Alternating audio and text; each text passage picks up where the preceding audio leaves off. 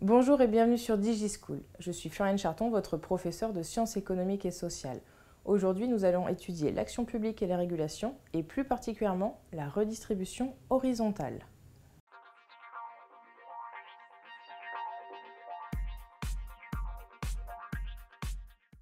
Alors, tout d'abord, qu'est-ce que la redistribution?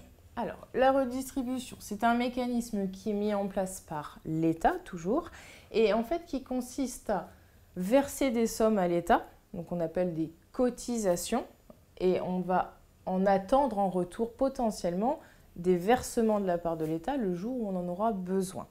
En gros, quel est le principe? L'État va venir prélever des sommes, ça peut être soit par les impôts, soit ça peut être par ce qu'on appelle les cotisations sociales. Et si l'individu est exposé à un risque social comme le chômage, comme l'exclusion, comme la vieillesse par exemple, alors on s'attend à ce que l'État nous verse ce qu'on appelle des prestations, des indemnités si vous préférez. On distingue deux types de redistribution. La redistribution peut être soit horizontale, soit sans grande originalité, verticale. Commençons par la redistribution horizontale. Alors, quel est le principe de la redistribution horizontale?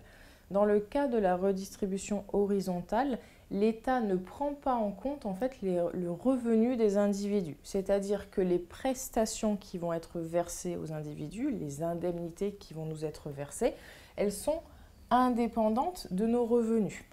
Comment ça fonctionne? En fait, l'État base cette redistribution horizontale sur la solidarité entre les individus et notamment la solidarité entre des individus qui courent, on va dire, des risques faibles par rapport à des personnes qui sont un peu plus exposées à certains risques. L'exemple qu'on connaît le mieux, ça va être tout ce qui est maladie. C'est-à-dire que si vous êtes malade, on ne regarde pas vos revenus, on va juste vous verser, l'État va juste vous verser des indemnités pour compenser par exemple votre arrêt maladie.